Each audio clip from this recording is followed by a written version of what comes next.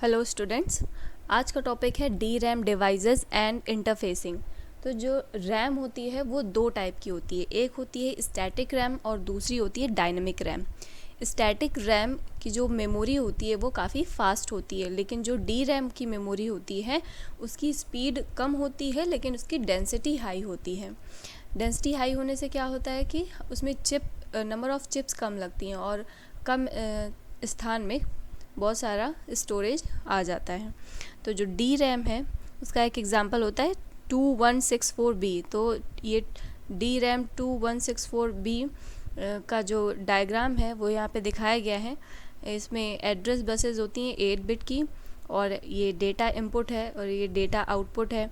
जो control input होते हैं वो RAS और CAS है। RAS मतलब रो एड्रेस सेट एंड CAS मतलब कॉलम एड्रेस सेट, और ये W बार जो होता है वो रीड राइट के लिए यूज़ किया जाता है, और इसका जो सप्लाई वोल्टेज दिया जाता है वो है 5 वोल्ट का।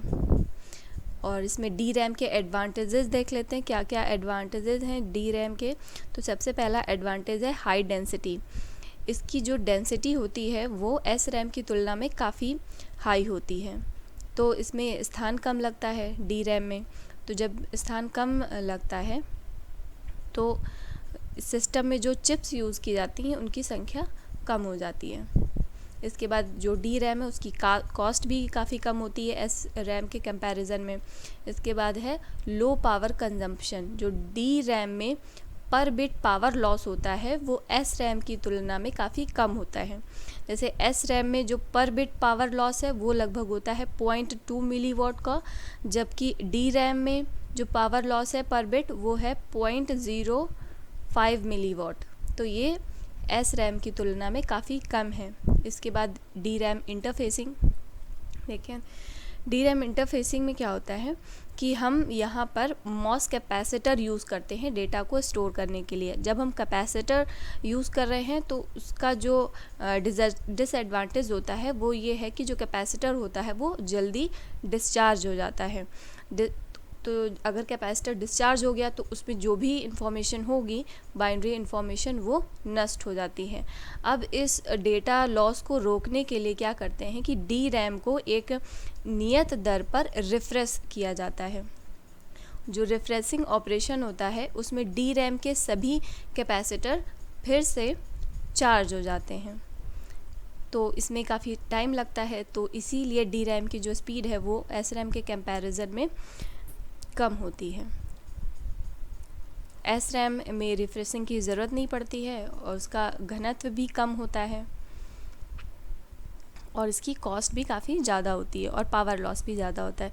लेकिन डी रैम की स्पीड कम होती है, उन्हें रिफ्रेशिंग की आवश्यकता होती है। इसमें पावर कंजम्पशन कम होता है, डेंसिटी हाई होती है और कॉस्ट भी कम होती है। अब इसका इंटरफेसिंग देख लेते हैं कि इंटरफेसिंग डायग्राम क्या होता है। तो इसमें ये एड्रेस लाइन है 8 बिट की। 8 बिट की address line column address decoder को दिया जाता है और वही एड्रेस लाइन जाती है रो एड्रेस डिकोडर में, और इसमें कंट्रोल सिग्नल दिया जाता है RAS बार और कॉलम में दिया जाता है CAS बार। अब ये डिकोडर है, देख लीजिए डिकोडर है, इसमें 8 इनपुट हैं। तो 8 इनपुट हैं डिकोडर में, तो आउटपुट होते हैं 2 की पावर n। मतलब अगर n इनपुट है तो आउटपुट होंगे 2 की पावर n। तो 8 इनपुट है तो आउटपुट कितने हो गए 2 की पावर 8। 2 की पावर 8 होता है 256। तो यहाँ पे 8 इनपुट हैं 2 की और फिर 2 की पावर 8 मतलब 256 आउटपुट लाइन्स होगी। उसी तरह से यहाँ पर भी है 8 इनपुट है और 256 आउटपुट लाइंस हैं, और ये सभी लाइंस कहाँ जा रही हैं डी रैम एरे में। तो ये जो डी रैम का एरे है वो है 64 किलोबाइट का, और इसमें एक रीड राइट लॉजिक होता है। इसमें डेटा आउटपुट और फिर डेटा इनपुट और रीड ऑब्लिक राइट बार ये इनपुट सिग्नल होते हैं। अब देख लीजिए ये इसका जो डी रैम का जो साइज़ है वो होता है 64 किलोबाइट का। अब 64 किलोबाइट में किसी एक लोकेशन को अगर हमें सेलेक्ट करना है तो हमें 16 एड्रेस लाइन की ज़रूरत होती है।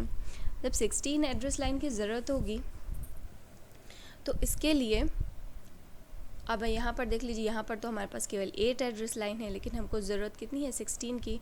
तो हम क्या करेंगे, यहाँ पे जो कंट्रोल लाइन है RAS बार और CAS बार, इनका यूज़ करके हम जो 8 एड्रेस लाइन है उसको 16 एड्रेस लाइन में कन्वर्ट किया जाएगा। यहाँ पे जो 8 एड्रेस लाइन है वो रो तथा कॉलम एड्रेस बफर में अप्लाई की जाती हैं और फिर उन्हें RAS बार और CS बार कंट्रोल सिग्नल दे करके लैच किया जाता है। DRAM में 16 बिट एड्रेस को लोड करने के लिए सबसे पहले क्या करते हैं कि RAS जो कंट्रोल सिग्नल है उसको एक्टिव लो करते हैं, और एक्टिव लो करके एड्रेस के पहले 8 बिट लैच किए जाते हैं, और इसके पश्चात जो CAS है इसको लॉक किया जाता है, और फिर नेक्स्ट जो 8 बिट है उसके एड्रेस को लैच किया जाता है। तो ये टोटल कंबाइंड होकर के फिर 16 बिट का बन जाता है।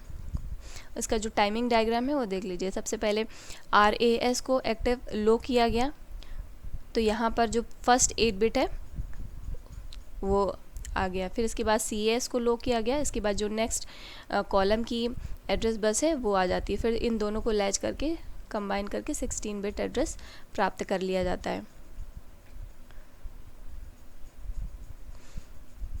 और जब 16 बिट एड्रेस आ जाता है तो इसके बाद हम रीड राइट ऑपरेशन कर सकते हैं, और डेटा की हानि को रोकने के लिए क्या किया जाता है कि RAS सिग्नल और CAS सिग्नल एक दूसरे से 100 नैनोसेकेंड के अंतराल पर ही जनरेट किए जाते हैं।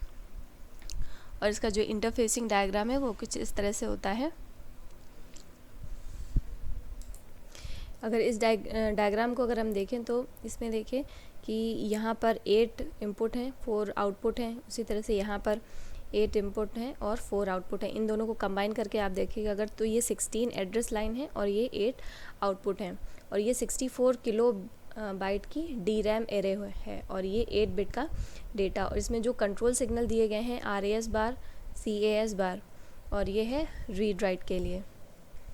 इसमें आप यूज़ करते हैं एड्रेस डिकोडर। एड्रेस डिकोडर आप यूज़ करें 74LS138 का, और ये क्वाड D फ्लिप फ्लॉप है। इसमें ये इनपुट हैं, 4 इनपुट और 4 आउटपुट।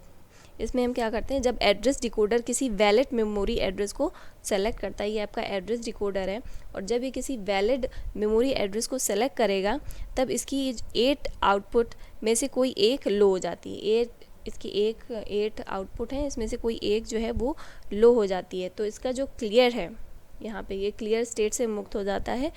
इस समय पर इसके जो 4 आउटपुट हैं Q1, Q2, Q3 और Q4, ये सभी हाई हो जाते हैं। और जब ये सब हाई हो जाएंगे